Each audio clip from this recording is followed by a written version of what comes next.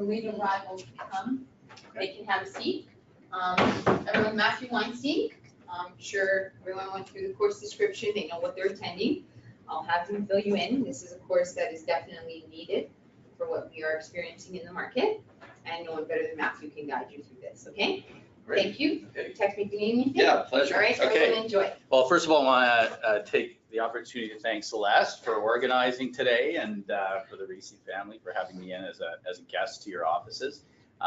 This is great, a good group of people. I expect that there may be some more based on the signups. So it's an engaged group, which is great because sometimes you go into offices and it's really hard to get people participating.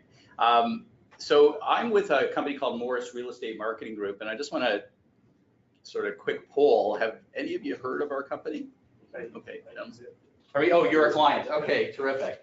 Just briefly, for those of you that aren't familiar with us, the company actually dates back to 1929 and has provided marketing services, communication services to different industries in the past. About just over 25 years ago, the company pivoted to focusing solely on the needs of residential realtors like yourselves. And as for my background, educationally, in terms of my MBA, that was accounting and marketing.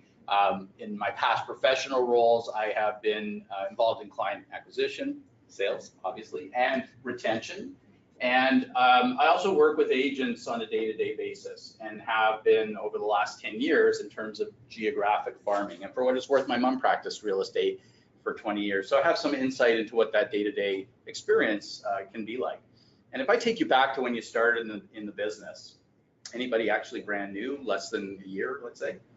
Okay, now I'm zeroing in. No, I'm just kidding. Well, so you're going to remember this. Those of you that have been in the business longer, did you assume that your friends and family would be your main source of business? No. Okay. Anybody else? Any? Again, see, it's almost like clockwork.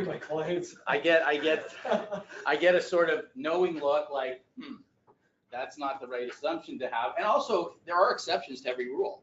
And I'm going to tell you that it's not an unreasonable assumption, but if you did move from Calgary to Toronto and you didn't have any connections here, that's not going to turn out to be the case. But other than that kind of exception, it's not an unreasonable assumption when they do surveys and they check with people, who do you use as a realtor? They say, oh, this agent that we used in the past, as long as they remember who that agent is. And or this, this agent that has been recommended to me, in other words, by referral. So it's not unreasonable. That being said, agents, I can pull all of you, do you work by referral? Of course, you're gonna strive to maximize that, but that may just not be enough to generate the results that you'd like to see in your business. And so that demands that you look at other prospecting techniques, right? Other ways of generating leads. And that's why I'm here to talk about geographic farming is really one of those primary lead generation strategies that you want to take into consideration, and for a variety of reasons. But if I asked you, why should you start geographic farming? Because there are other options out there for you. You would tell me, yeah. What are some of those other options? I'm not going to go into detail, but you could advertise in newspapers and magazines. What's a newspaper, you ask? Okay, where are we getting our news from mostly? Internet. Yeah, so again, they tell you there's a circulation of so many people that you can be reaching by advertising that magazine. The challenge is it's a purely passive approach. And the reason I'm sort of just putting these out there is I want to acknowledge them. They have to suit your personality in some cases. In other cases, there are trade-offs. So you could reach maybe whatever 5,000 people, 10,000 people with an ad, but can you call the person who's read your ad? Can you find that person? It's really hard, it would be very difficult to identify who that person is. The flip side of that is networking. So you belong to a gym or a synagogue, a church, a mosque, whatever the case may be, a choir, something that you do that's out of passion, and you know the people and you get to know the people, and that's very one-to-one, right? But if I said to you, anybody belong to a gym or a golf club or anything like that? Okay, can you go to them and ask for a mailing list and contact information for all the members? No. Are they going to give that information to you? Like phone number, name, phone number, address, email? Okay, that's interesting because in a lot of cases there's privacy restrictions. We can't give out that information. And so the challenge is, you got to do it one-to-one, and you have to bring real estate into the conversation, right? It's got to be about what you're doing, but also talking real estate. So again, the trade-off there is maybe not being able to reach large groups of people in a short period of time to communicate important news about the market, to build your reputation faster with those people. There's for sale by owners, okay? You know that they're in the market. Challenges, they don't want to work with you. Today, I'm not saying they can't be converted. So these are some of the options that are out there. Open houses. Anybody religiously sitting open houses or specializing in open houses? Okay. Now, challenge is you can't do it every day, right? Yep. And it may not always be your property that you're sitting. That's not a bad thing. But again, some challenges there. Anybody remember that? Anybody given up their home line? Just has a cell phone, no longer has a home line? Yeah, more and more people. So it used to be, notwithstanding that there's a new do not call list that you have to make sure you're careful of not calling that person. I mean, you don't want to take the chance of getting a huge fine, right? But you used to be calling people around this time, likely at home. Do you have that guarantee anymore? No, I mean, everybody's more mobile. The timing of that call could be on the fly, somebody in their car. It's really, really become tougher to do. And again, you got to do that in really large volumes, have auto dialers so you're not waiting on, you know, voicemail and those kinds of things. And again, it may or may not suit one's personality. Anybody specializing in cold calling? Anybody specializing in magazine or newspaper articles? Anybody specializing in anything? I'm kidding. I know that, what's that? I was, but not in real estate. Okay. Sailing. Okay. I went back. Okay, fair enough. Well, I'll be interested to learn about what it is that you were doing back home in sales. And I'm really, you know, specialization might be a word, you know, a little bit hard to wrap your head around. You know, I'm going to dip my toe in the water, especially if you're new, and try different things and see what works for me, and that's understandable. But over the long term in developing your business, it makes sense to focus in on the things that you're going to be best at. And I hope that from today, you'll get a sense of how you can be a specialist at geographic farming. And that brings me, I'm not going to get into website, everybody should have one. It's usually going to be used as an elaborate business card. It could be services for clients and prospects that you provide there. But without having a strategy to drive a lot of traffic and a very, very robust, time-sensitive conversion strategy, that's a very different kind of website that we're talking about. So this leads me to back to geographic farming. Why? Well, because it's unique. It has unique advantages. And those make it, one of those advantages is that it combines the ability to do broad communication to a specific group of people, and also to do that one-to-one to that group of people. So what is geographic farming? Anybody want to offer a definition? Is it specialization? For sure. And it really is about positioning yourself as the most qualified expert in real estate for a specific set of residents in a neighborhood, in a condo, you know, in a particular area if it doesn't have a neighborhood name.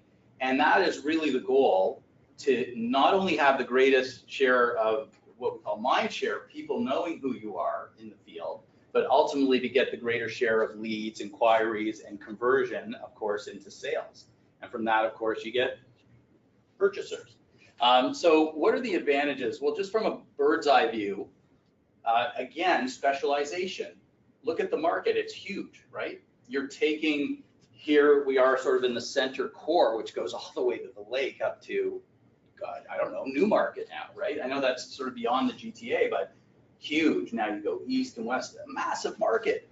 You squeeze that down and you're making a choice to say, well, I can work in all those markets through my referral base, but now in terms of developing that audience, I'm going to choose an area close to the office in Richmond Hill. I'm going to look at where I live and narrowing down that market. And really what niche marketing is, in terms of, you know, the jargon, specialized product or service for a specific target audience. And I want you to just set aside any investor clients, because some of you may have them, and they're pretty much interested in real estate on a day-to-day basis like you and I think about real estate. But if you think about the average residential owner of a property out there, what piece of real estate do they care about? The single most important one. What is it? Their house, right? And so you're appealing by positioning yourself in that specific neighborhood to the interests of those people that much more. I mean, you have a fiduciary duty, right, to represent their interests, but now in terms of marketing and communication, you're reinforcing that message. And so that's an important part of it, and that helps to differentiate you from other agents who may just be saying, here I am, here I am. And don't get me wrong, all part of real estate marketing is here I am.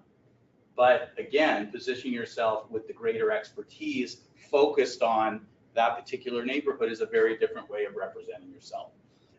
So again, and of course, would you say there's some competition out there in this business? Yeah. So again, you know, not trying to be all things to all people in specific situations can play to your advantage. And that becomes more realistic. I don't know what everybody's goals are in terms of real estate. You know, it's X number of transactions. It could be, you know, dominating my neighborhood. It could be, you know, becoming dominant in Richmond Hill. But when you shrink that market down, is it realistic to become number one or number two in terms of, you know, who will use you in that market? Way more realistic than a broader market, right? And obviously you can focus your energy and your time and your resources on that smaller market. So think about being the big fish in that smaller pond, because that leads to the next piece. Does real estate sometimes feel a little bit like this? Where do your clients live?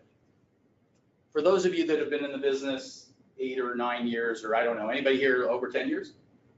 Okay. How many people have you met in the course of real estate? How many people have you worked with? Purchasers? Yeah, just, you know, hundreds? Hundreds. Okay, and they live all in different parts of the GTA. And I'm not saying referral marketing or getting referrals is a bad thing.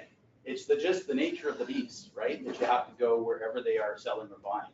And so has it become harder to do that in a congested, you know, traffic congestion? You know, if you have to go out to Ajax versus being able to work more concentrated closer to where this office is or where you're based, is that going to save you time? And if I asked you, could you use more time in your day-to-day to get everything done that you need to get done for work, for personal? Yeah, everybody can. It's often a conversation I have. I'm busy, I'm on the fly, I'm doing this. I know what it's like out there, right? Trying to get work done while you're driving, really tough to do, by the way. So again, this is a way to save you time because you are selling your knowledge for sure. And people expect you to have that knowledge and expertise, but you're also, from your point of view, selling your time. Because you have a fixed amount of time every day, not only to service clients and potential clients, but to continue looking for the next, you know, set of clients or potential clients in your pipeline, right? And that's a challenge to do all of those things at once as one person. The last part of this strategy that's great is building reputation, dovetailing with what you do in referral marketing. What is referral marketing about? How do you generate referrals from people? Isn't it about their experience with you or their relationship with you, their trust with you? And that's all reputation, right? The only difference here is it's with a group of people that don't know you. Now, you may choose a farm area where you've had some experience selling. Maybe you've helped somebody purchase in that area, and so you do know some people there. But in large part, you're not going to know those residents. So it's really about creating an anticipation of what it will be like to work with you, based on creating that reputation as that qualified expert of their neighborhood. And by the way, that doesn't mean that you can't sell anywhere else or that they'll perceive that. It's about, hey, I'm getting information focused on me. There's a reason for that. And showing that expertise and reinforcing it and repeating it builds that reputation. So they really go hand in hand. Because with referral marketing, it's all about the people you worked with. When are they going to sell again? Typically. Again, set aside those investor clients that you might have 3 years from now, on average 5 years. And so you want to be in front of them for that, but so much of the value is locked in who they know and conveying that to them, and that your business is built on referrals. So again, these are all the things that make farming great, but it all starts with deciding where you would want to farm. And I talked about possibilities. There's really 4 criteria in choosing a farm. And one of them is personal fit. So I mentioned, hey, I'm thinking about marketing where I live. By the way, I didn't ask anybody, is anybody geo-farming right now in this room? Nope. Okay, what's that? Just started. Okay, fair enough. And I'm gonna get to communication, because communication is really the key to success in farming. But you have to choose well in terms of where you're gonna farm. And the reason why you would look at where you live is because there might be a lot of comfort level there, knowledge, you might know some neighbors. There's a reason you chose to live there. If you live in a condo, you have access to that building, so that would make sense. So I would say it always makes sense to look at where you live. Efficiency, hey, I walked out my door, I'm in my market. Can't get more efficient than that, right? If you had a totally unqualified lead from 2 blocks away or even a 10-minute drive, you don't have any voice in your head saying, oh, you know, I haven't qualified them. I'm going to now drive an hour and a half to qualify that person, right? You lose all of that. So again, look at where you live, but it shouldn't be the only consideration, right? You have to look beyond that. You have to look at the numbers, and that's turnover rate. Now, everybody familiar with that? Yeah, because if you've started, ideally you've done this research, and that's simple, right? It's just the number of sales over the number of houses in your defined neighborhood. I won't go into too much detail if everybody's familiar with it, but generally you want to look at an area that has at least 3% of the houses that on average change hands. And that sometimes may mean looking at 2,000 houses. Sometimes in a condo, it may be looking at 350 units. And I'll give you examples because that's a key determinant of what makes a good farm. Obviously, the higher that number goes and the higher you'd want it to go, there's going to be more opportunity, right? And this is a familiar screenshot to everybody where you can create that geographic boundary and customize it however you want to get the number of sales over the course of the last year. Now, should you look beyond the last year? Yeah. Why? What's happened in the last year? The market has changed. The market changes from month to month. And just to get a realistic or the most realistic idea of potential activity, if you go back the course, 1 year, 2 years, 3 years, and I know some agents who have gone back 5 years, they're getting a broader sample size of what that market looks like. And you can do a lot with that information. Of course, when you do this, you're going to find out all the detail about every house that's sold, right? You can go in there and find that out. And then in terms of the number of houses, typically this is the most efficient way to do it is through Canada Post, which divides the world into delivery areas for mail, and it tells you how many households are in those delivery areas. And so when you start looking at a farm area, it's a good idea to look at this as well. Because in terms of communication, we're going to talk about door knocking, but also about doing direct mail. And this is actually how it is done. And you combine this number, this is your bottom of your fraction. So the reason I say looking at this is because sometimes you may actually have to deliver mail to part of an area that is not part of your farm. So you might as well try to find out what's happening in that area, because this is not 100% custom, but it's pretty targeted, I would say. And so when you go into the Canada Post site, you're going to see this is just a partial screenshot of one of those letter carrier walk maps. And then what you're going to see is that, of course, each of those color-coded areas is tagged with a code, what they call a delivery mode. That goes back to a chart that'll then tell you how many houses and how many apartments, if you're looking at condos, would be in that particular area. So I just want to give you a sample and take you through the thought process, why this always makes sense. And obviously you want to keep track of this on an ongoing basis as you move forward in farming, because that's going to keep you informed. Off the top of your head, you will know the last sale, when it happened, that kind of knowledge. If you had 1,000 houses and you went back over the course of a few years and you saw, okay, 30 transactions typically, that would meet that 3% average turnover. And I'm just using a conservative estimate here. So that tells you, of course, the potential. But you could say, oh, is that average going to hold true for the next year? Maybe, maybe not. Maybe the market will increase 10%, right? Because it's not uniform necessarily from year to year. Maybe the market will be down. So it gives you an opportunity if you think, hey, maybe it'll be up 10%. Maybe there's 33 opportunities. Maybe there'll only be 27. So you can play with those ideas, and then you can set goals. Is 10% market share overwhelmingly dominant share of the number of sales? No. So I think that's a realistic number that you can use as a goal set. If you want to be more aggressive, by all means, hey, what would 20% look like? You can play with that number. But if you look at 10%, that's 3 sales of those 30 on average. 2.7, 3.3, but let's call it 3. If only half of your sellers are then going to purchase with you, and that's mostly the case. I don't know historically what it's been for you. Sorry, what's your name? Sophia. Sophia. maybe 80% of them now buy with you. You know, some people move away, you can't help them. Maybe you can refer out the business to another Royal LePage agent and participate in that. But let's say it was just 50% to be conservative. That represents 4 ends. Now, everybody have an idea of average commission in the marketplace that you work in? It's going to be different for the farm area, but let's say you said $10,000 for argument's sake in the greater Toronto area or the Toronto market or the Richmond Hill market. You know, that represents at least 30,000 in commission, in gross commission, right? Or maybe that's the net figure. You know, you determine that. And maybe on the purchase side, if they're downsizing, it'll be slightly less, or maybe they're upsizing, it'll be slightly more. But that gives you your income potential. So what do you do with that number? Well, if you say, hey, I've got to invest some time and energy and some money to build this reputation, right?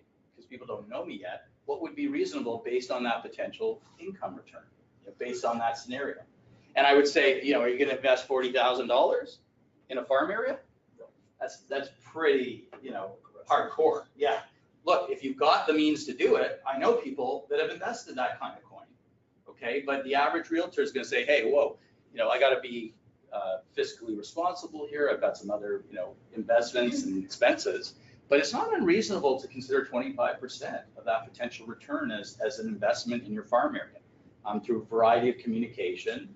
Factor in your time and energy. You may want to dollar quantify that and add it to it, or just say, hey, that's on top of what I would actually invest in terms of promotional material and sponsorships and so on. All things that I'm going to talk about. Yeah. I have a question. Where Sure. did you get this information? Is it from Post Canada or MLS? So going back to turnover, Okay. you have to do both. You have to go to MLS, Stratus, look at those sales activity going back a year. It doesn't have to be calendar year, for a year from today, a year ago, then another year, at least I would say I would recommend. And then go into Canada Post. So that's your number of sales divided by Canada Post information is how many houses are actually in total in that market. And that's where the 3% comes from, okay? And again, it might be higher, it might be 5%.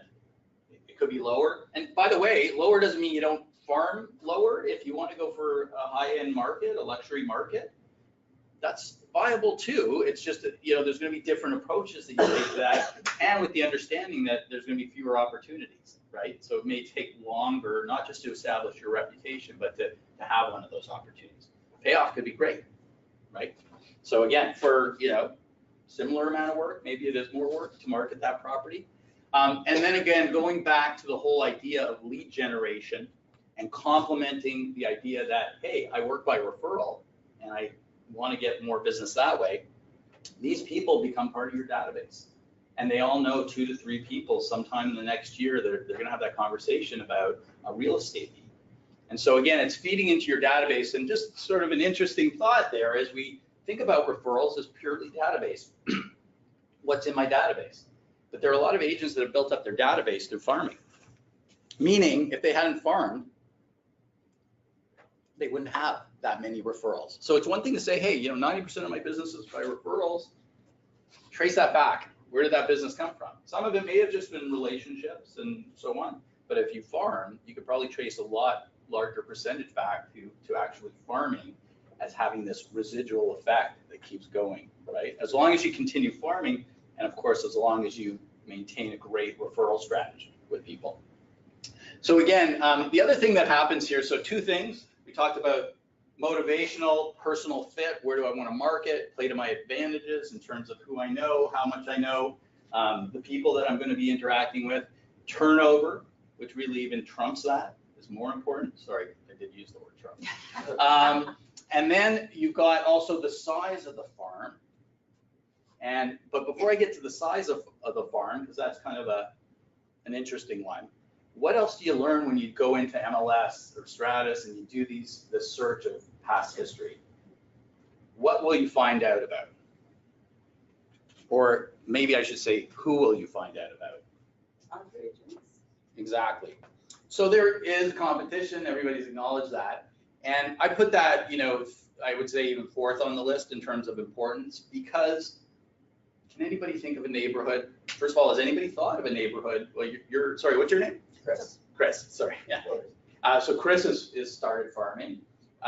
Any of you thought of a neighborhood where you could see yourself developing your reputation right now? Or is it like blank slate right now? I don't know where I would start. That's fair too. Just curious. So again, any of those markets that you would think about, will you be the only agent out there? Yeah. And even if you have kind of a head start, hey, I'm kind of noticing this trend in the market, you know, different people moving in, or it's a new development, it's just coming online, people with occupancy, it's only a matter of time, right, before someone else sees that opportunity. So you can't let competition stop you. The key is to compete and compete well and have the right communication plan. Now, the only caveat I will say is if you're going into a market and you look at that history, and there seems to be a couple of agents that do, you know, combine maybe 40% of that market, you might want to pause if you've got alternatives of areas to farm, where maybe that is not concentrated as much in terms of market share, only because someone who has achieved 20 or 25%, or they're doing something right. And it may be the sheer amount of time that they've been there. It may also be the amount of marketing they do or some combination of that. So it's good to just say, hey, what are they doing? What am I going in? What am I up against to develop my reputation? It may take a little longer to ramp up to, you know, that level, certainly in terms of success, but also in terms of exposure. But again, people look for alternatives to the established realtors. You know, I don't particularly like that. I want something different. I want one-to-one. I don't want the team, whatever the case may be. So you got to go after it. But if you have a choice, and there's two different markets that are equally valuable to you, have the same potential, better to go in where there's, you know, no dominant agent. That's going to just make it easier for you to get established faster. So that's where, you know, competition comes in. Know your competition. Don't be intimidated by your competition, and know that there will be competition, right? Even when you get dominant. So it's always a good idea to remember, hey, I don't work in a vacuum. Someone's going to love this neighborhood as much as me at some point. And I've seen some pretty territorial real estate agents. This is my neighborhood. Anybody run into that? Oh, yeah. Okay. So the last piece is the size. How big a farm? How many houses? How many condos? What makes sense? What's the right number? Has anybody been told an idea around that? Of what is an optimal number? How much income you want to make, is it not? Yeah, it's partially that. It's partially how much you have your budget to invest. It's partially based on turnover. So for example, if you were looking at condo market, which has been pretty robust in a market that's been changed more for the detached home market, you might look at a complex of a couple of towers. There's 300 units, 10% turnover. Wow, on average, 30 opportunities a year. 1,000 houses, 3%, 300, 10%. What are we looking at? Same number of opportunities, but you're only having to market to 300 units, maybe more based on the postal walk. So again, there's going to be qualitative differences. I can't door knock that condo. I don't live in it. The price points might be lower.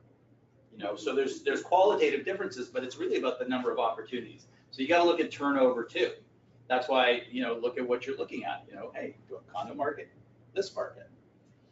You know, often having a mixed market in terms of also, you know, townhouses and detached and semis, then you get movement among those houses. And that's also a good market as well as new developments, which don't have a history necessarily of sales activity a lot, other than from the builder. Maybe there are in the first 6 months, you know, as occupancy investors, but historically, they are good markets. Within the first 2 to 3 years, they typically are very good markets. So again, you know, turnover doesn't always tell the story. If you anticipate something, that's a little bit more of the art as opposed to the science or the math of looking at farming.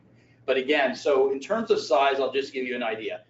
The average size farm, in my experience, and this is taking into account large farms of 7,000 plus and condos of, you know, 150, is about 1,000 to 1,100 households. Okay. Take that as you will. It's not a wrong or right answer. It's just a gauge that you can measure things by. And you may say, well, this neighborhood is 2,500 houses. I've done the analysis. This is the turnover of 2,500. But you may start with 1,000. You may start with a postal walk of 600 or 700. There's nothing wrong with that, because you can achieve success on that small pond, right? and replicate that. So don't feel you have to do large numbers. The larger the numbers, the better, more exposure. But if you want to be more, staggered in your approach, more conservative, and again, based on finances to invest in your marketing, there's nothing wrong. You can get those results as long as you have a focused approach. So again, it is partly all of these things in terms of choosing a farm. So it's not like a wrong or right answer. It's really based on the individual agent, the turnover of the farm, and again, where you see that going. Ultimately, you'd like to do, cover off the entire neighborhood. So again, those are the 4 criteria of choosing a farm, and that's all great. And you probably could come up with 2, 3, 4, or 5 good areas to target, but it doesn't mean anything until you're actually out there reaching people, right? And I'm a marketer. It's all about, communication, promotion, getting seen, converting that into actual business. And so you have to have a communication plan that's going to be effectively doing that. And really, there are a lot of ways to communicate today. You can do a lot of different things, but at the core, there are 3 things that you absolutely want to be doing in terms of farming. One of which is having some form of direct mail that is going to support you out in the farm area, and door knocking the farm area, so getting out to physically meet people where you can do that. If it's a condo, you may not be able to do that, but it's good to have an outbound type of communication. So getting a phone list, whatever the case may be, and then having community activities, some kind of involvement where you get exposure in a different way. It may not be at the door, but it'll have a local focus, and it'll connect you with people. And I'm going to give you real world examples of some pie in the sky stuff, because those things also differentiate you when you get that kind of exposure in the market that you're targeting. So going to direct mail, it's really important. Why? Well, this is an infographic. There's a lot of different information, but one of them is that 80% of people are going to browse their direct mail. That would be some combination of addressed and unaddressed. How many people open an email on average, advertised email? Does anybody know? Somewhere between 20 and 30%. 30% would be at the higher rate. So again, when you talk about registering your message, getting the name recognition, the awareness, direct mail is going to be super important. It's also very targeted. Where is it reaching people? At their mailbox. Where they live. What are you selling? What is your service all about? Where they live. Where are they opening email? You have no idea, right? You don't, right? How many of us open an email on the fly in a car? It registers for a second, it's gone, So again, trying to multitask, right? Read all those emails. And again, being subscribed to different things, being on, getting, other kind of junk emails. So don't get me wrong, email is another way to communicate with people, but I'm just really speaking to direct mail. Because some of you, anybody here heard the term junk mail before? Yeah, so again, it has a significant role to play in geographic farming. It also, when you combine it with internet advertising, it even makes internet advertising more effective. If you're trying to get people to your website, obviously a promoted website with direct mail is going to be more effective than just doing it on its own for real estate. So again, all of these infographics speak to the value of direct mail, but it's also about what you put in that direct mail. Yeah. How often do you suggest to do the direct mail when you're starting out? Every other week. So again, it's going to be, okay, so every other week. Anybody heard anything, other recommendations? Every 10 days I've heard. Look, it's also, again, going to have to do with budgeting. But I always say at least once a month.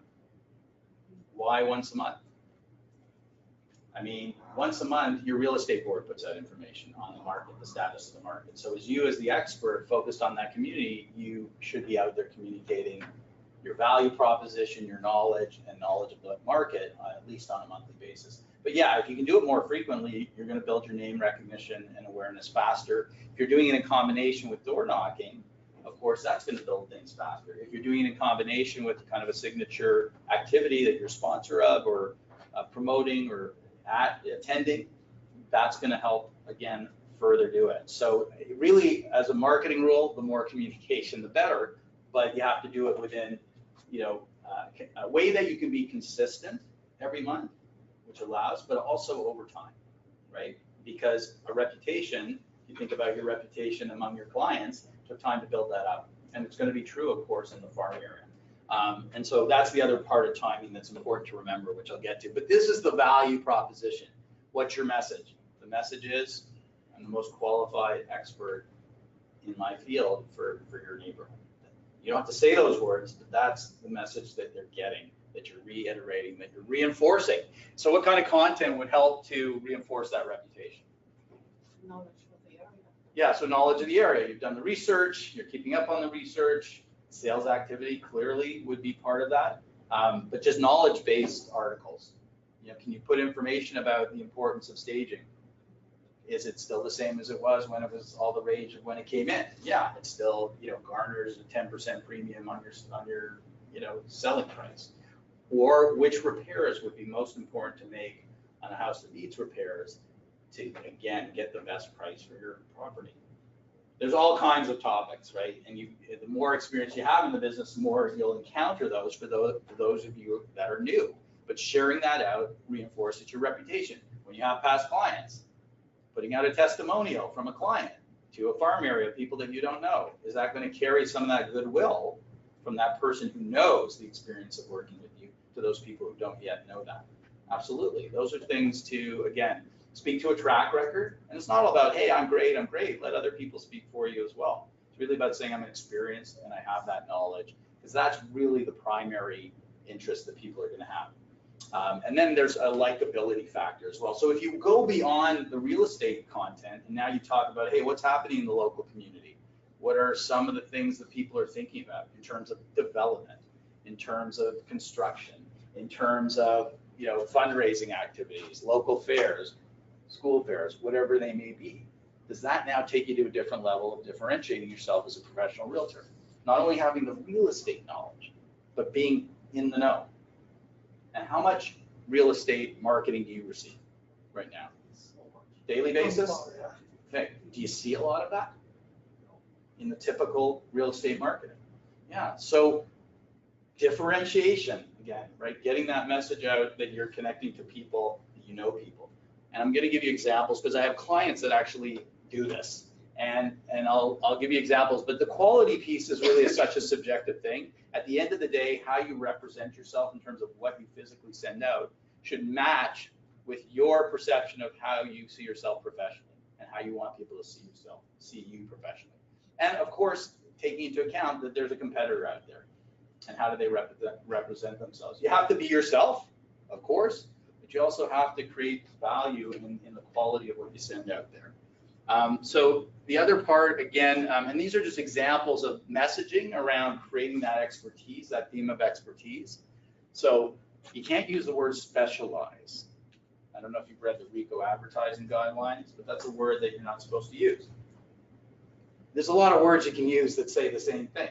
At the end of the day, you know, focused, local, living, working, and playing. Emphasize the fact that you live in the community where other agents who'd be marketing there don't necessarily. And by the way, it's okay to say I don't want to market where I live. You know, I don't want to walk out and be on all the time. That's fine too.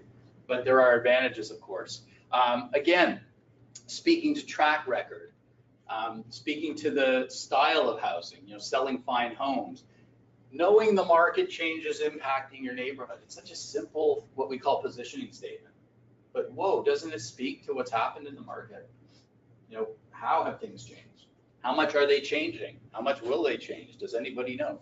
All of those things. And again, real estate expertise, focused on retail, keeping owners informed, right? That's what you're going to be doing as the expert of that area. And that's what you'd be doing for that person as a client. So again, just different. Hey, your hood, my know-how, your move. You know, you jazz it up, make it your own voice. That's fine too. Here's another one that sounds like it's a team, you know, a team slogan. Your neighborhood, our knowledge, successful vision. But is real estate selling with a client collaborative? Is there back and forth? You giving them advice, them having their opinions? So it could be for the individual agent, for that matter. And by the way, I have notes for this seminar, or if you need a screenshot, you know, let me know what jumps out at you. So again, it comes down to differentiation. And this is about competing. And that's an important piece that can be part of it. The messaging, the value proposition, the quality of what you put out. Here's another example, fellow of the Real Estate Institute. It's a certification you can get, another further type of real estate education. I don't know if there's an FRI in the room, but I have clients that are an FRI. And so they put out information. This is what an FRI actually means. This is why I did it. This is why you should understand that as additional value in what I do. Same, like, anybody have a senior accredited agent? Anybody have anything like that? No. Now, Royal LePage puts out milestones as well, recognition of sales achievements. That could be also of value to people as long as they understand, what it means. Again, promoting in your marketing where people can now visit you online and get information about their specific neighborhood. So what is your home in Lisgar worth, right? So again, you can promote, cross-promote to your online presence through direct mail by reaching people, where they live. You can also do it online as well. But again, direct mail also speaks to the ability to also door knock and speak to what you are sending to them and knowing that there is a physical imprint that they are actually receiving from you. Hey, did you see my online ad? Can you say that at the door? It's going to be a little bit tougher, right? So here's a client who has worked with me for about 6 years in a community in Burlington called Aldershot. And this is a feature that he puts out in his marketing saying, who's in the hood? And it's all about him going out and speaking to local business owners that service who? The local residents who he wants to work with too, and some of whom he works with. And so now he's just cross-promoting, hey, I know all these other business owners. Some of them are people that live in the community, some might not be.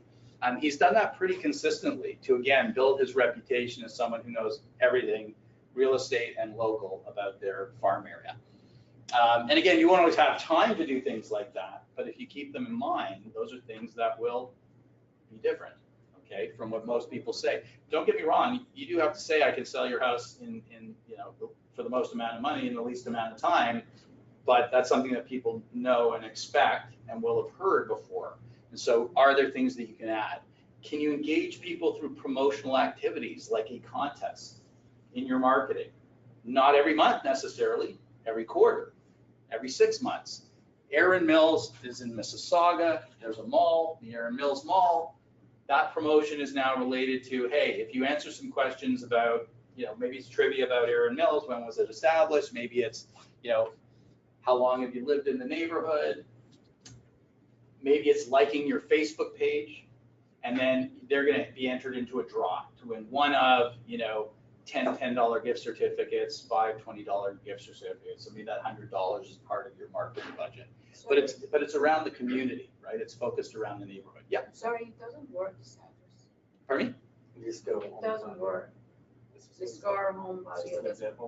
Oh, maybe they're not using it anymore. Okay, They maybe not.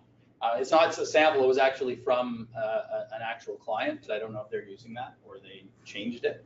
Maybe they made it to lisgarhomes.com. And again, these are all ideas that focus on, themed around community. You want to put a recipe in, but go ahead. You want to put a Sudoku puzzle in your marketing? Go ahead. I don't particularly believe in them. I love Sudokus, by the way. I'm not that great at them, but I love them. And they, have a human aspect to them, but you wouldn't get that from your accountant necessarily or a lawyer, right, in their newsletter. So as a professional that deals in high value sales, right, that speak to the real estate, speak to the community part. That's the most important thing in developing your reputation there. Now, the next part of this is, this is just another example. There are universal time frames as well, like Valentine's Day, Father's Day, Mother's Day, that you can also have promotions around that, again, everybody can relate to. They could still be specifically around some promotion that's related to the community, the local Tim Hortons, the local Starbucks. There's a local coffee shop for every community that people identify with. But again, going back to, oh, sorry, I forgot your name. Sophia, I should know that. Sophia mentioned timing, right? And we talked about once a month. Consistency is so important, right? Again, speaks to value, speaks to reliability. Do people expect consistency? Absolutely. Awareness, again, repetition creates awareness. Those are all important pieces. Did anybody notice that the color scheme in the slide changed? Anybody know how many times that happened? Once, yeah, no. Okay, right, because I was talking, right? I was busy, explaining what, or reinforcing what we were talking about earlier. It's actually 8 times that rolls over into different colors. It's kind of a thought experiment. Are people busy out there with their lives? Right. So we want them to hear your message right away. We want them to hear it every time you send it out, but they're going to be busy. They're going to be distracted. And so that's why you have to do it with as much frequency as you can, at least once a month. And that's why you also have to give yourself a couple of years to develop the strategy. And don't get me wrong. I'm not sitting here saying don't have a sense of urgency about finding those sellers, who they are, and developing that market as fast as possible and earning a return as fast as possible. But sometimes you have to step back from the expectation of an immediate result and say, hey, I'm building something in my business that's going to not just affect me in the next year or 2 years, but actually the next 5 to 10 years potentially. And that's when you develop a real farm that is producing and you start to grow it where you really can get those results, as long as you remain consistent. So again, this just kind of calls into some of the experiences I've had where people have stopped too soon, on the verge, or people have called me back, hey, I want to begin marketing again because I've actually gotten some feedback, and I realize I'm actually getting seen. People know who I am. So always think about, what am I not doing? Can I double down on something? Time, energy, if it's not money, to get that feedback, to get the results, and know that this is actually happening as it's supposed to be happening. And that, again, think of it in terms of stages to get to number 1, right? You might not shout out number 1, but to get to that, primary position. And really the first stage of success, you're going to say it's like a marketing, scheme to say this, but what would be the first stage of success for farming? Establishing an area. Yeah, you have to know where you're going for sure, but it's really, again, that first touch, whether it's in person, whether it's through your direct mail, however people are seeing you and knowing that you exist. So would you say to put direct mail out or any kind of marketing piece out before you started door knocking that area? That's a good question. I don't think you have to. No, absolutely not. Door knocking, you're gung ho, get out there, you're meeting people face to face. Some people would feel more comfortable sort of building a bit of a path to the door, if you will, to say, hey, there's going to be some knowledge of who I am. I can actually bring something out with me, refresh them. So it definitely supports door knocking. And that's really a big part of it, because door knocking, and I love door knocking, I'm going to talk about that in a second, you are only as good as the last door you knocked, right? So, and you can't be out there, well, you almost can be out there every day door knocking. But again, eventually you get pulled away from that for other priorities. And so what takes the place of that is indirect communication. And again, it's that combination. It's like a 3-legged stool is how I look at these 3 things. And there's probably a 6-legged stool when you get the budget eventually that you can do. But if it's 3 and you take one of those legs away, right, you're balancing. You take 2 of them away, it's not as stable as the stool. So so again, this is that's my, again, the first stage. It's a minor stage. But again, over time, let's say 3 or 4 months, in combination, if you're doing other things, name recognition, awareness, there's certain acknowledgement of the value of what you're sending, people looking to it for more information. And of course, there's likability, right, which builds trust. And then we're at what part of the communication plan here? Thank you. Are those, they sort of have a funny tint. I'm not sure if it's the bulb or what it is, because they look, but there's a lot of color there. They're really nice doors. Just want to point that out. Who's door knocking right now? Okay. I've done it. You've done it. I was going to say, so the second question, as a couple hands went up, who's done door knocking in the past and not doing it now? Yeah, so more hands go up in the past than now. And again, I'm not sure what your experience is, Sophia, but Not good. okay. And again, for some of you that haven't done it, these images may come to mind. I'm thinking about door knocking, but although if we all just turned to each other and did this, when we have a good laugh, it's kind of cute. And again, I'm being tongue in cheek, but it's all about removing sort of any biases you may have about it. Now, sometimes that's experience, and again, I don't know how long you door knocked for. Some people are not going to have the time of day for you. Some people are going to be indifferent. Some people will be very, no thank you. Some people can be rude, but that's them. It's not you. It has nothing to do with what you're doing. But again, unlike a do not call registry, there's not a do not door knock registry. So there are fewer obstacles in that respect. And that's actually unique because in some places, like in the US, you actually have to get a permit in certain places to go door knocking. So while you can, door knock in case that comes here. There's gated communities where it's less, you're not maybe going to be less inclined to do it, or maybe again, don't have access.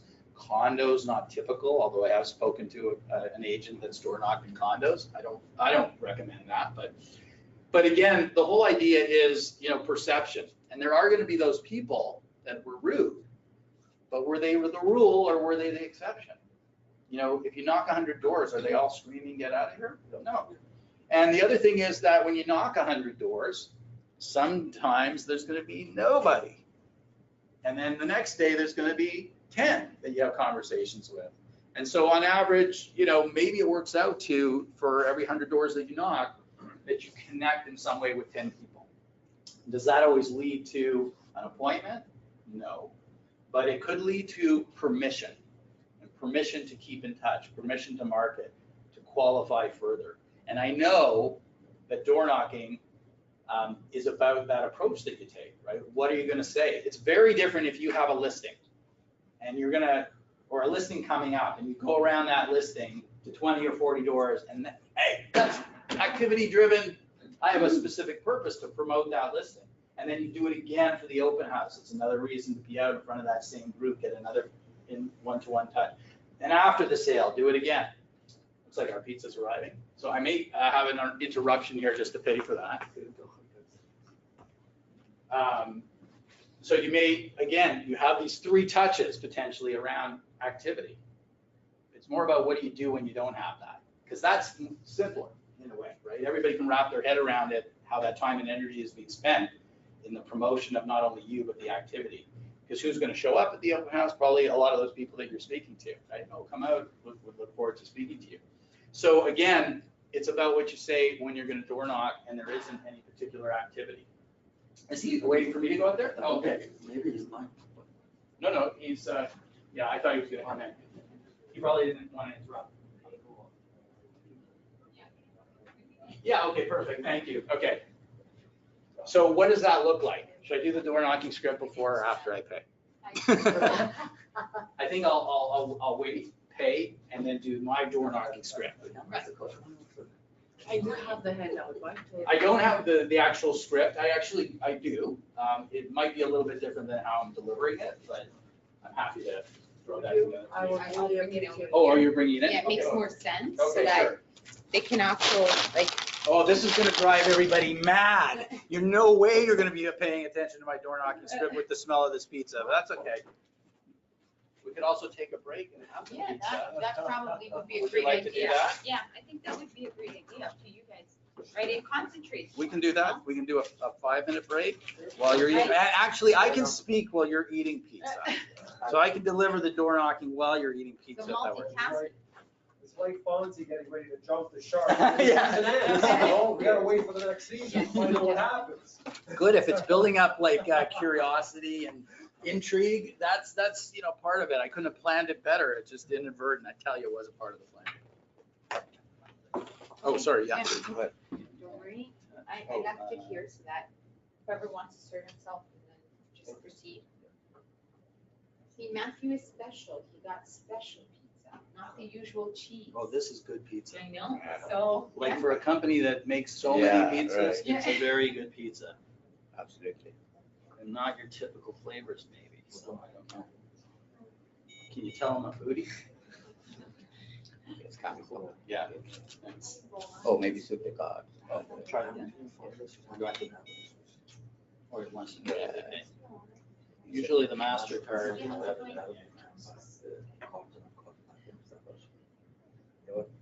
No beeping.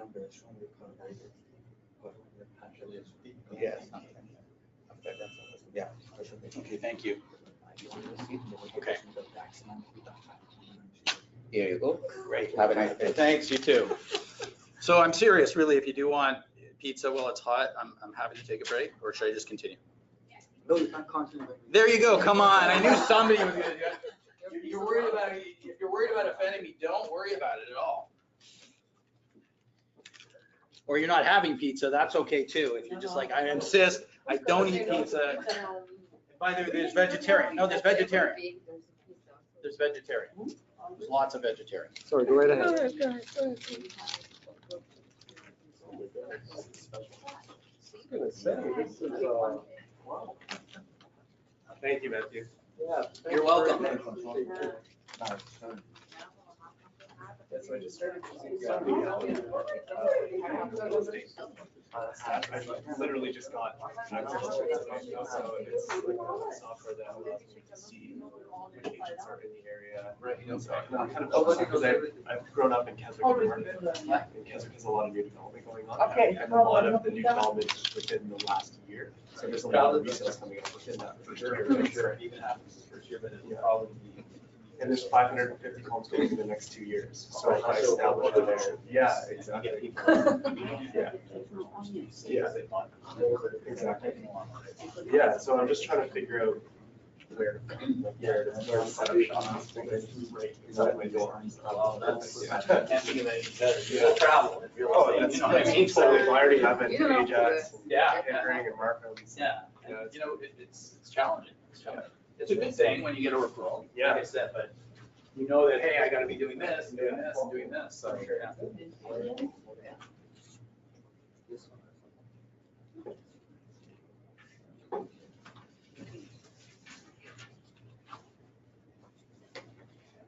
Here's the door knocking script. Everybody knows the classic Mike Ferry. Anybody know Mike Ferry? You know. Hi, I'm Matthew Weinstein with Royal LePage Community, just canvassing the neighborhood. I was wondering if you're thinking about selling your house in the next 6 to 12 months. Bam! Qualify. And I know, I said, you're also selling your time. You have a limited amount of time. You want to get out, you want to get the answer, but maybe there's a different approach, you know? People know that you want to work with them, but maybe there's a different approach where if they're not interested this year, you know they're going to be part of that percentage the next year. How can you do it differently? And you can experiment with this. By the way, I know an agent, I did this training as part of a training with a group at another Royal LePage office in Mississauga last fall. And there was an agent specifically talking about door knocking. So I wasn't going to kind of step on any toes or rain on his parade and how he did it. And he had like the numbers around door knocking and how much he was doing it. But his script was, if I could sell your house for a crazy amount of money, would you be interested in it? Would you be interested? And that worked for him. But, you know, is that going to work in this market when some people are having to like couch what's happened in the market to like, hey, you're remembering that crazy time when you could get any amount of money, right, in bidding wars? So will that work for him today? I haven't had a chance to speak to him, but you also have to remember that you may have to adapt what you're doing. But mine would go something like, hi, I'm Matthew Weinstein. I'm with Royal LePage Community. I'm out in your neighborhood trying to meet as many people today. It's where I'm, you know, focused on my business. And I've put together some information on what's happened in the market over the last 6 months with some interesting facts about how that's changed over the year. I'm just wondering if you'd be interested in it. What will they say? Get out of here, I'm not interested, why at my door? Okay, that's 1 out of whatever, 200 people. No, thank you, I'm not interested. I'm not actually, you know, curious about that at all. Or what are they most interested about in terms of real estate? Their house, their neighborhood. Sure, I am curious. Great, here you go. You know, this is actually something I do for my clients. I do it usually once a year for them. But if you're interested in getting an update in 6 months, I'd be happy to drop that by here. Would you be interested? No, that's good for now, thanks. Sure. Great, well, like I said, I'm gonna be out in the neighborhood again, door knocking. I'd be happy to drop that information by to you, or would you prefer me to email it to you? What would work best for you? Chances are, email, right? Convenient, you don't have to come by, or no thank you. You know, I'll take my chances, or, you know, drop it by, whatever the case may be. Great.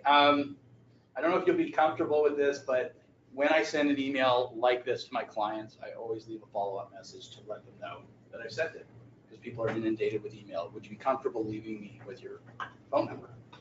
No, that's okay. I'll take my chances. Sure, here you go. What's the point of all those questions? Geez, I had to ask 4 questions instead of 1. Does that make sense? Why would you do that? Well, what did I just do? I took somebody from being a perfect stranger, provided some additional value at the door that might be different from what I'm sending them, by mail, by direct mail. And I said, I'm now treating you like a client. And I not only will, follow up, which you have to make sure you do, but I also have this like fail-safe way of communicating with people. I not only will email it to you or drop it by to you, but I'm also going to follow up and make sure that you got that message. So even if they're saying no, it's like, this is how I work. This is how meticulous I am. This is how careful I am. This is how well I communicate.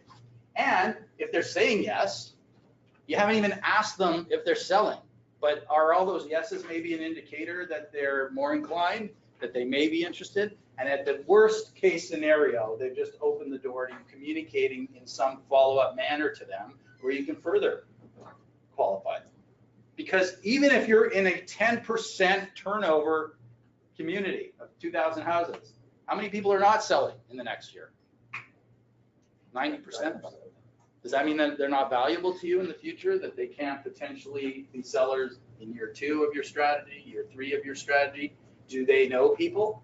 If you have a great interaction at the door, is it possible to get a referral from a farm before you actually get a listing? Absolutely. I've seen situations where that's happened. Could people have their kids, living at home, saving for a deposit on a home and need an agent to help them with buying?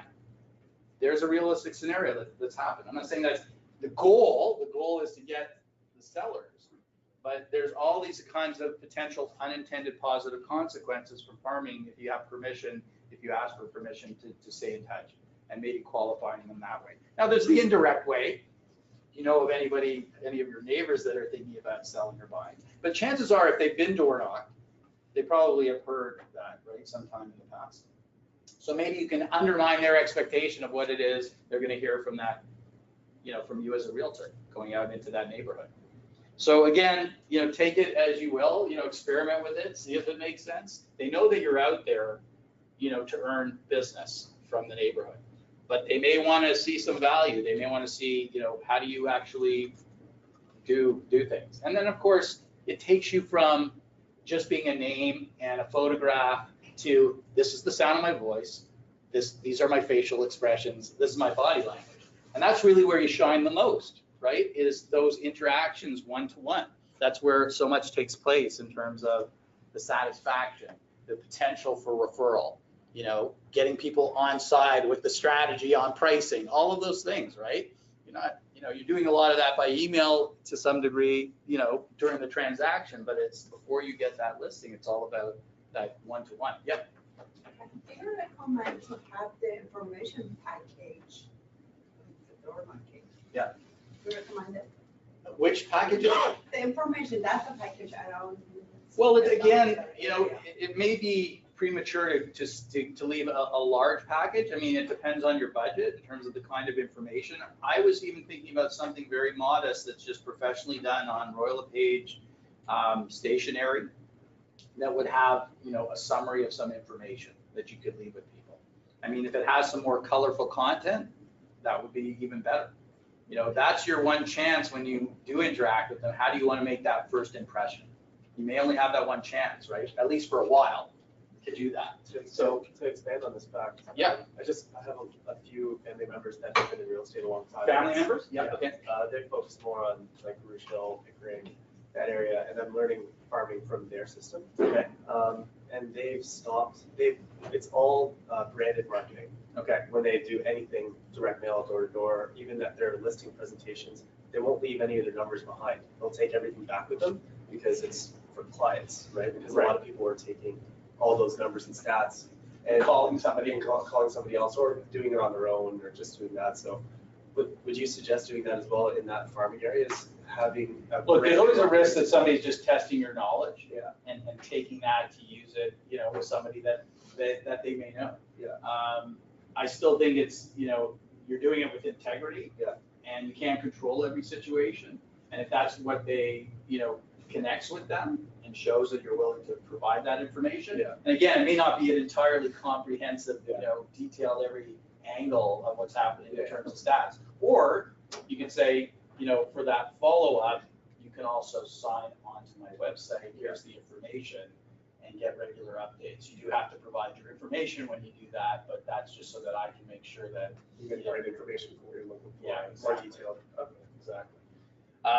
So again, door knocking is another competitive advantage, because as you saw from polling the room, most of you, aren't doing it, and that extrapolates to a lot of agents. So if you're willing to go out there, you can also make a difference where other agents wouldn't be willing to. And over time, typically agents that farm are going to rely more and more, the busier they get in their business, and especially when you're new and your business gets a larger database, they're going to rely on the marketing and less on the door knocking. That only makes sense. And that's an ideal place to be at, that your reputation is so strong through that branded marketing, your positioning statement, the information that you put in, that it does a lot of the heavy lifting for you.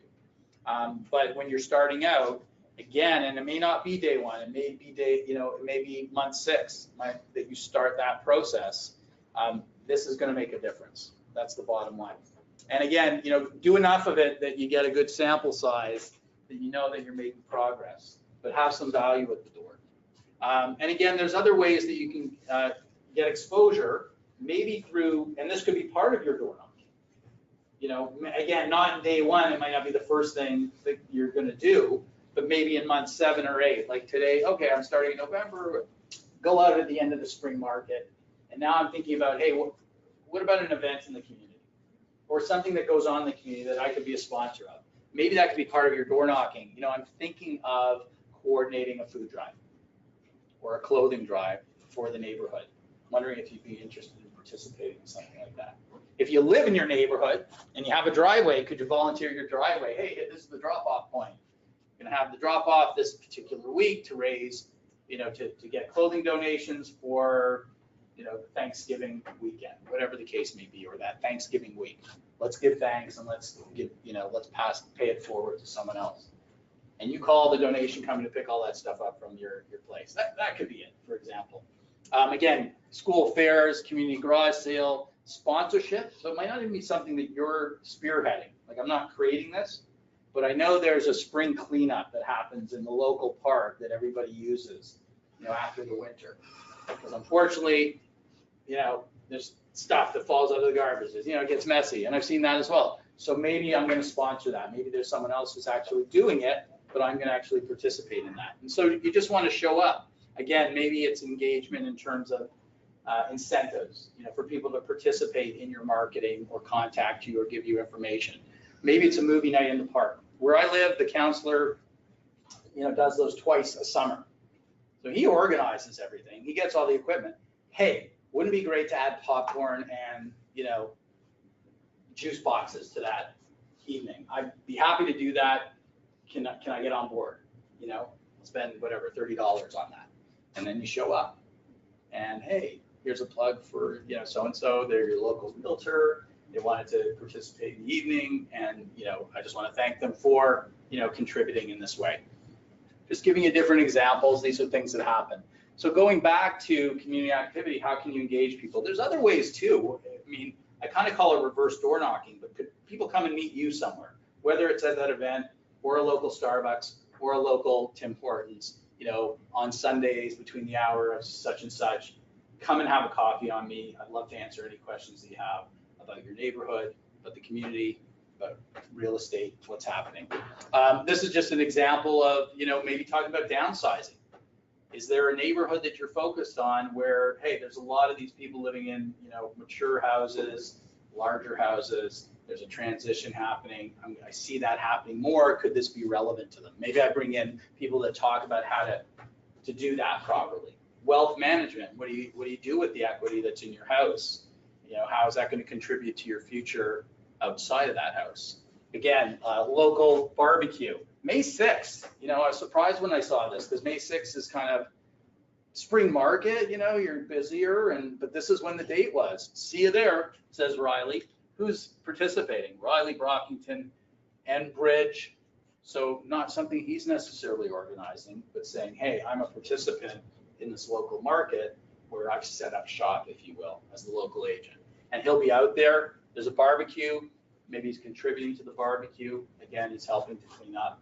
So these are real world examples, they're not pie in the sky, it's impossible to do. You just have to find that thing that you can connect with and speak to people. And the more people you speak to, even at the door, saying, hey, I'm thinking about getting involved in these different ways, what do you recommend? Are the ways that you find those things? Or are they just gonna appeal to you? Again, a client out in Vancouver does this on a regular basis. She has a team, so it may not always be her that's going into this Starbucks. And Saturday, April 22nd, 1 to 4 p.m. And say, oh, well, what if I get an appointment? How do I show up?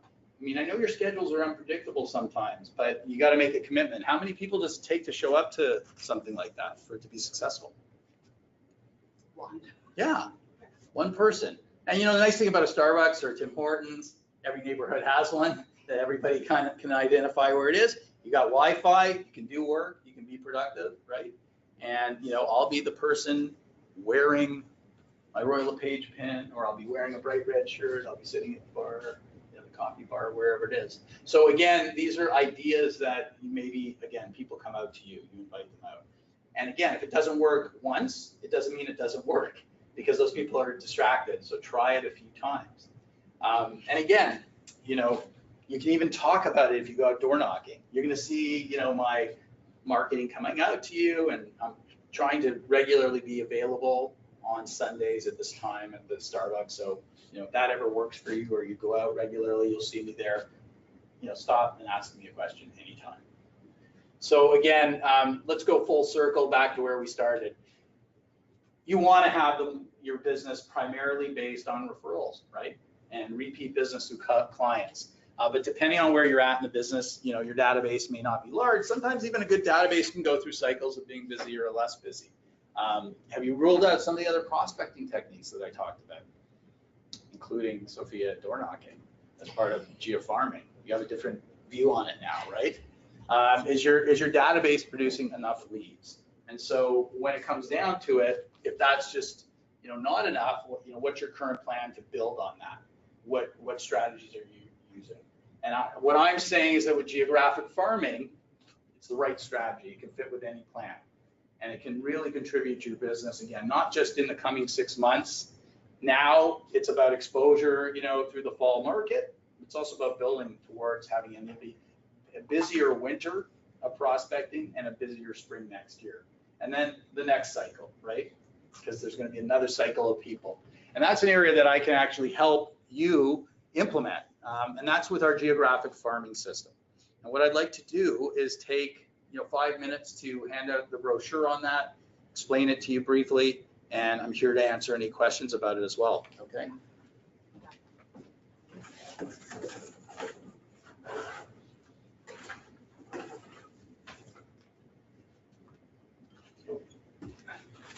If I could just hand you those to grab and pass back.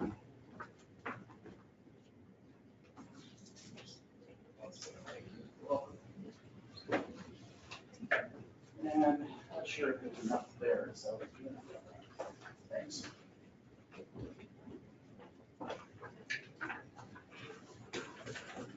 So our geographic farming system consists of a few things. We do. I co-wrote a book called The Realtor's Guide to Successful Geographic Farming. It's really a roadmap to farming. A lot of it touches on things I talked about today, but there's some other areas, including, your website, how you might integrate that also in terms of, hey, if I am going to create my own activity or event, what would be some of the things that I need to consider in doing that?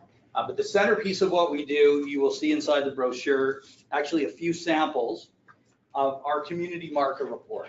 And this is a polished, professional market newsletter, community, focused in terms of theme, and it's completely turnkey. We do everything. So what you're looking at in terms of, there's actually 2 versions, but if you look at the Armour Heights market report, sort of on the white background, that represents typically what we do in the Toronto Real Estate Board area. where we write all of the articles other than the initial article, which is basically a condensed version of the TREB Market Watch. So the idea is to give a market overview of the area. And of course, you would customize the mailing to have the name of the community or neighborhood that's in it to focus people's attention on what's relevant to them. We create a map of the area, and it's customizable, obviously, with all of your professional information.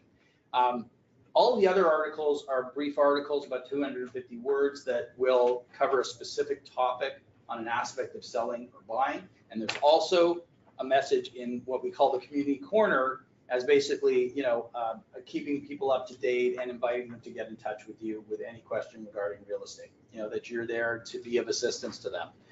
Each month we update the content. It's produced monthly, so every month of the year. And when you're running it, you get exclusivity of your farm area in terms of where you're targeting. So we don't sell this to another agent. Obviously, you want it to be unique to you, and we don't sell a competing, farming product against you. So the idea is that we're helping you to maximize your exposure to the. Pardon me? How do they get it? How do they get it? They get it through in their mailbox. So it'll be delivered through unaddressed ad mail through Canada Post. We take care of all the coordination and administration of that, so it's not something that you have to do. Now, there is another version, which is the Westbrook Market Report version. This one's called Westbrook, and this is just a non-board specific version. So it doesn't have the TREB article. Everything else is the same. And the reason we created that was for markets where the board doesn't put out, comparative information that we can put in. But some of our clients prefer this. And I can tell you that I have clients working in jurisdictions where this is the standard for them. They do very well. In places like Warkworth. Anybody been to Warkworth? I was just there this past weekend, just happened to be there. I've actually seen the town, the place where my client actually markets. It's a great little town, by the way, with great chocolate shop. So again, it's really about your preference in terms of how you want to represent the story of the market. Sometimes people don't like the headlines, right? So they don't want to put that out there. And then, yeah, The difference is really that here you give the report. Let's say I live in Newmarket, Summer Hill subdivision, and that's the one what I want to farm. It would then give the details about Newmarket? No, so this market is going to be TREB overview. So it won't be Newmarket specific. We have a Durham board version. We have a, Hamilton, Burlington board version, but the idea is to give a market snapshot that's an overview. What we do in the market activity stats is local to Newmarket. It would be based on Newmarket. So this version that you're looking at is just a sample of customization. So although it's turnkey and you won't always have time to do customization, I've talked a lot about differentiation. You're the boots on the ground. You're the people that are coming into touch with people in the neighborhood, in the local area that you're farming. And if you want to add content related not only to that, but your business, you can send us listings. You can send us solds. We'll incorporate them each month. Client testimonials, like I said, is a great thing to include in a farm piece. But again, this is an example of an event that's being promoted. It could be something that you're inviting people to. Again, it could be promoting a website. There's just so many different examples of how clients have customized to fit their business, and you have the ability to do that from month to month. In the brochure, you will see a subscription form. It has all of the pricing. It is based on the number or the quantity of households that you would go to that sets the price. Just to give you a ballparking figure, for the average size farm of 1,000 to 1,100, it's approximately 50 cents per household, which would include everything that we do, content, production, as well as postage, handling, delivery, and month-to-month customization. There's a one-time setup fee of $195. That applies to all markets. So if you are, say, doing this subdivision in Richmond Hill, but I'm also doing this condo, and there's a condo specific version of the reports as well, and we're creating 2 reports. We don't charge that setup fee for each of them. That would be a one-time setup fee for all of your reports. That includes not just today, but in the future, or if you decided to switch, areas. And again, we look at your total volume across all of your marketing areas in terms of pricing. So it's not per report, but in total. So it's this plus. Yeah, exactly. So you see the postage and handling component is broken out separately. And I know the question's going to come, or it may not, but it often does. Royal LePage agents get a certain rate. Our rate is not the same as that, possibly. We are a separate entity from Royal LePage, so we have a different rate with Canada Post, that may not be the same as yours. But we have to use that because all of our systems are integrated. So any questions about, some of the topics today that I covered off on? Any questions about what I've just described about the program, the system? I would like to know a little bit more, what would you suggest? Because I'm farming 2 areas, the Yeah. Richmond Hill, Oneida, Okay. first because I sold all those condos Okay, in pre-construction, and I want to do also the Summerhill area. So how would you? so what we'd have to figure out is the coverage of Mhm. each area. You could have 2 separate reports going to each, set of households. Mhm. So if you have to choose between one or the other, that's just gonna be, is that what your question is? Is just No, how I we want do it? both. You wanna do both? Definitely. So what we just have to figure out is, it's distributed through unaddressed ad mail. Mhm. So that just requires finding out which of those postal blocks Mhm. actually target those specific households. Once we know that, we know the numbers, Mhm. and you would be able to, from there, move forward. Okay. Our next available issue is November. So we start creating that at the beginning of October. We're always working about 30 days ahead to not only be able to do customization and production, but also proofing and getting everything ready and sent out to Canada Post. And it is you who creates this information? Yeah, so you don't have to worry about creating content at all. And that's actually one of the challenges for agents in terms of marketing is not just creating it once, which you might be able to do, even when they have a template, and I've had people, come from marketing backgrounds or design backgrounds, it's being able to do it consistently. So yeah, everything is done for you.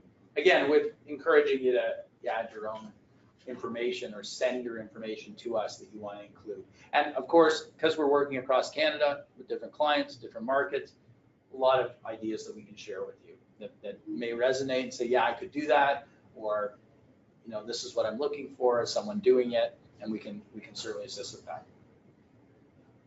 How about social media? Social media, we have a different system or different program. That system is for referral and repeat marketing. So it's called the referral marketing system.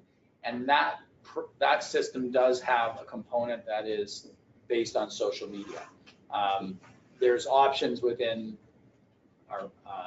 that program to automate that, but there's also content that we create that you can just drop and drag into your social media feeds as well. If you have, if that's more what you're looking for, but it's not just social media. It's a complete system that also involves direct mail. And again, it's about layering all these different communications, whether it's with your sphere of influence and past clients or the farm area. The more that you can layer on, the more impact you're going to have. So, having that physical mailing to clients, again, speaks to all the things that I spoke about as well. Not saying don't be on social media, but a lot of agents have gone the route of buying leads online, and it has not turned out to be this massive windfall, right? A lot of money has been spent, what we've found in terms of feedback, without, that kind of return. So if you are looking for something specifically related to client marketing, past client marketing, and prospects, there's something there for prospects as well, qualified prospects, then I'd be happy to, take you through that one-to-one, take it offline, as we say. And can I have this brochure as a PDF or JPEG? We don't design it for electronic marketing, really for one reason, is the exclusivity piece. The idea is that. No, just I can. Put it on your website, for example? Picture, yeah. Yeah, so during the proofing, there's a way, I believe, that you can download that proof and use it that way. The only thing I always say is be careful where you're sending it, because we could have clients in other markets and suddenly they see that and they're, oh, is that mine? Is that your marketing or is that someone else's marketing? So that's why we have the exclusivity piece. So we always want to be careful of that. Same reason why we do the delivery. So a competitor of yours, doesn't decide, oh, I want to take my market report over to those streets that I don't have, that I want, where you're marketing, right? Because then everybody, there's a conflict for everybody. Does that make sense? No? Almost.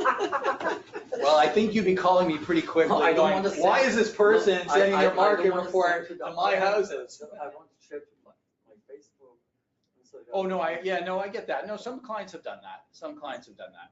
But again, even sometimes, if you have somebody interested in, who's moving in, who wants to move to the farm area, and you're sending it out to them, it's possible they're receiving our market report in the area that they live. So you just want to be cautious, is what I'm No, I saying. don't want to send it, just I want to share on my Social media, yeah. Facebook or Telegram. Yeah, and some clients have probably done that. But usually with social media, the best thing you can do is be in there commenting on what other people are doing, taking an interest in what they're doing, and occasionally promoting real estate, of course, right? But not inundating with real estate. Are you talking about a business page, or are you talking about a personal page? No business page. Oh, okay. I can send to my website as a newsletter to my client. Yeah, this one wouldn't be for clients. Yeah. It's not designed for clients. I mean, they may happen to live in the farm area. Oh, it's to my database. No, it's not just my client that I have in my database. The Yeah. emails that I have, just I send it to them, then they show that I'm an active Like I agent. said, we have a different system for client marketing, so it's not this system. It's not this system. I'm not rushing anywhere, by the way. I'm gonna have a little pizza. I'm around to, chat with you one-on-one. I just want to say before answering another question, anybody that has to leave, if you have a genuine interest in talking about what you're doing, what your plans are in lead generation and farming, you're considering farming, you want to talk through where you're thinking about farming, leave me with your business card before you leave, and I will give you a call to find out more information. But like I said, I'm not rushing off. You had a question? I have a question. Do you offer Sure. flyer service or website? Yeah, my pleasure. Yeah, okay. Nice to meet you. Flyer, so- or it comes only like Yeah, so this is all that? that we do for Okay. geographic farming, and we exclusively Not flyer. specialize in this particular thing, Not flyer, not a flyer. okay. And, How about website? Yeah. and then websites are part of that other system that I was talking about. Mhm. So we do not have a standalone website service. It is part of a system for marketing to your clients and prospective clients. If you have website You mean, do we have a company website, or are you talking about a website service for you? for me, Yeah, so that's part of a different system. okay, do you offer it or not? Yes, but not just website. If you're asking me, I just want a website, I don't do that. Okay, website and newsletters? Combined, yes, Combined, yes. with email marketing, CRM, all of it is all sort of Okay. bundled in one system. Okay. Do you have any info on it? Yeah, absolutely, yeah. Yeah, So again, if you want to come up to me and you want that information, let me know. And I may have a couple of brochures that I can give you that I brought with me. Otherwise, I can follow up with you and send that information by email, okay? Thanks, Sophia. Okay. Long name, tall person, easy to remember. On Schutz. Yes. How come you can pronounce it? It's kind of, Weinstein. yeah, there's sort of Okay. a sort of common. Yeah, absolutely. What's your name? Oh, yeah, I want Steve. that. Steve, hi. Have we spoken before? No, I think it's my first. Oh, okay. Are you new to?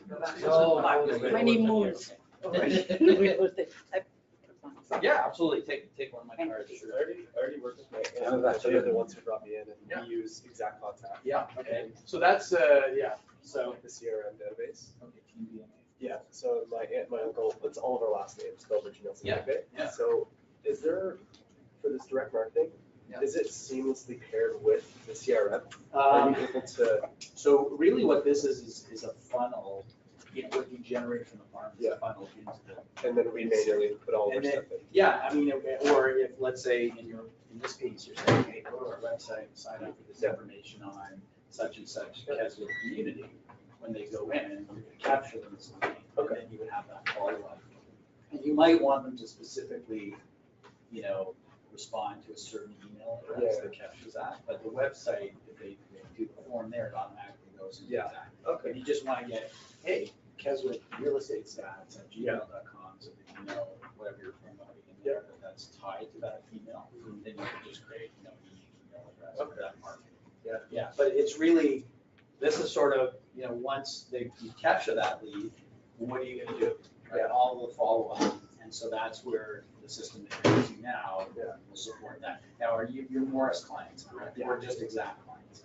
We are. You do direct mail? Morris, You yeah. do direct mail as well? Actually, no, we haven't done direct mail. I know, I'm relatively new, I'm 6 months new into everything, so I'm not too sure what my uncle has done with Morris in the past. I know they've Okay. only used Morris. The reason I ask is we're the parent company of Exact Contact. Okay. And then what we do is we basically fold it into, under the Morris umbrella, so that we can integrate direct mail right into Exact. Okay. So everything's controlled within Exact. Yeah. You know? We use Morris marketing, like the Okay, marketing so then you tools must and have- and the website, our website. Yeah, Morris as well. so, well, the website is also part of that Yeah. suite of services. Yeah. So if you're a Morris client, they're doing direct mail. They Yeah. are. Okay. And again, it's a very different, you know, system in terms of the direct mail. It's addressed. Okay. There's no minimum quantity, Yeah. frequency. It's a very different, Okay.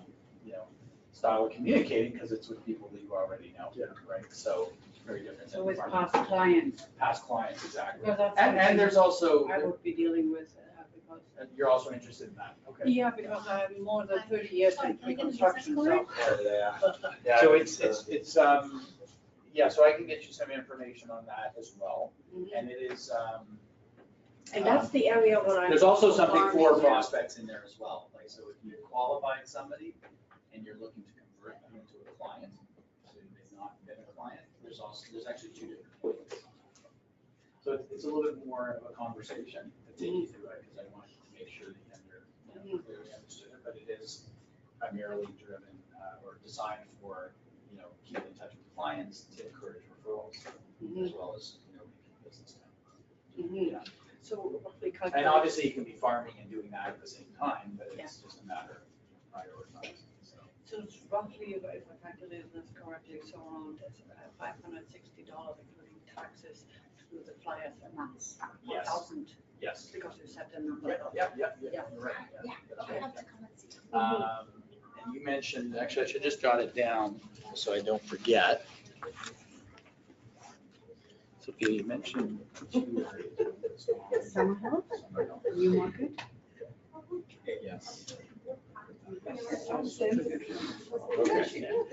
I have done also, I can go from Anita Crescent and Richmond Hill, so that one. Used to. Yeah. Yeah, it's interesting when you're in that position, Now she changed. where you were actually working for the builder. I don't know if you have people's names. I'm sure. or information Because from that most time. of them from my personal email, because I always stayed in touch with them, they're all on my Gmail. Right, okay. And do they still live in those complexes? Many of them have Have moved left on, already, yeah. like the new ones here right now I'm servicing, right, Right. Anita Crescent, they just moved it in Right. occupancy Have you now. been doing marketing? Yes, Okay, I sent already So you are far. because I'm brand new in resale. Oh, okay. Oh, okay. So you've always Ask been me a about builder pre-construction, representative. yeah. Gotcha, okay. So more than 30 years, so this one is all so brand new for me, I Right. really have to learn a lot about Really it. good. Yes, I mean, Keep my brain. resale is a different beast to some degree, but there's a lot of advantages, obviously, you bring with your knowledge base, right? Yeah, Okay, you many have things it. are, Yeah. yeah. And again, if you've had exposure in those buildings, if there's still residents that live there that are working with you, yeah. And the fact that you I'm sold those sending her floor a plans, text message. all about that market. Sending And then her- Summerhill is that where you live or Live and sold. sold as well? She wants- Okay, gotcha. Oh, also builder, yeah, okay. Mhm. And there's probably still a lot of people in Yeah. bought from the builder farmers there. Okay. But they're used to it too, and that's something I have to overcome with because they're used to need pre-construction. Yeah. Suddenly resale. Do you know anything about it? I don't think No, you'll that's- find, I mean, that's that's